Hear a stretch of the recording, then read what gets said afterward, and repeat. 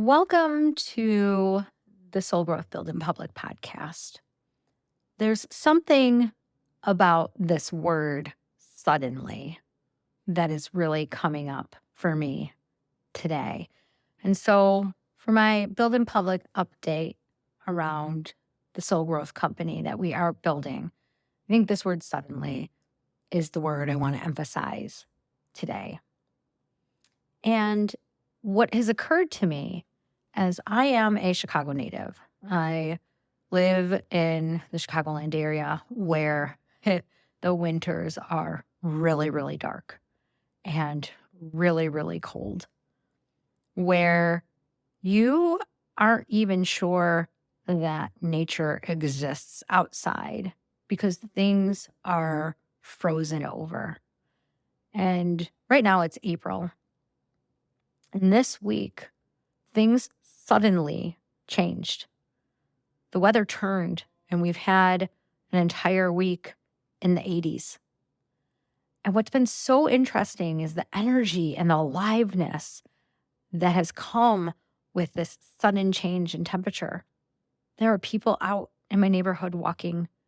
There are dogs being excited on walks and people waving, and the kindness that strangers are exhibiting is quite remarkable, and a reminder that after long, cold, dark winters, that spring and summer will emerge. And that's what my soul growth personal journey has been like. One of the books that I really appreciate and have enjoyed is Thomas More's Dark Nights of the Soul. And in that book, he really describes this journey where when we are in the dark, deep, dark, cold places of our soul, we're really the only ones that know what we're going through and know what that experience is like when we cannot feel, sense, see, hear, or understand that there's anything for us on the other side of this darkness. And suddenly, things start to appear. Life emerges. Energy begins to move in significant and meaningful ways. And that is what has happened not only in the Chicagoland area where I live, but also for me in this soul growth business journey. This week, I was really struggling with some of the digital aspects around the build out of our soul growth community and mastermind groups, and was struggling with some of the details and the copy and the digital assets that needed to be built out, and really was in this kind of this dark place around marketing. And, people have asked me, oh, if somebody gave you $1 million or $100,000 right now to do something for the company, what would you do? And I've said, hire a marketing strategy team, a go-to-market strategy around these digital assets. Because if you're building a digital company, having digital assets that are aligned, that represent who you are and what you do, I think is probably one of the, if not the most important aspects of a digital presence online. That the things that you create and put into the world are representative of the vision, the mission, the values, the identity of the company. And that is hard. That's hard work. That's deep work. That's challenging work. And so as Renee and I have been muddling through that work, we've been doing the best that we can with the skills that we have, right? Our skills are in teaching.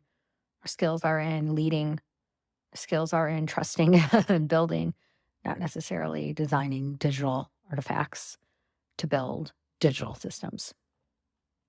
And this week I had a really powerful conversation with someone who I believe is I'm not ready to talk exactly about what suddenly occurred because I want to give it some time and space and opportunity to grow and bloom. But I just want to take this podcast, this moment, to acknowledge this inflection point, this suddenly that we are experiencing in soul growth. It's one thing to build a company based on a product. So another thing entirely to build a company based on a sheer belief in the goodness of humans and the desire of human beings to want to operate from a deeper place, a more fulfilling place, a space and a place where it is really grounded and rooted in their identity. And so that's what we're aiming for. That's what we're going for, is we are building soul growth. And I think this week has challenged me in some ways, to just sit down and start building out a Luma page and building out a Zoom, live event, and just putting it out there and having it be paid and expecting people to see the value, understand the value, and want to participate. And so, a little nervous, a little excited on both ends, but still consistently continuing to show up. And I think that is the ultimate purpose of being on a soul growth journey is that no matter what is happening, no matter what we're feeling, no matter what is coming our way, we continue to show up on this soul growth path. So I am Stacy Gonzalez. And if you are new to this podcast, I appreciate you listening.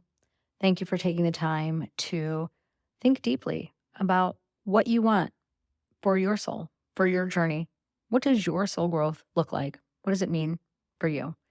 I invite you to share that with us and join your journey with ours. Thank you.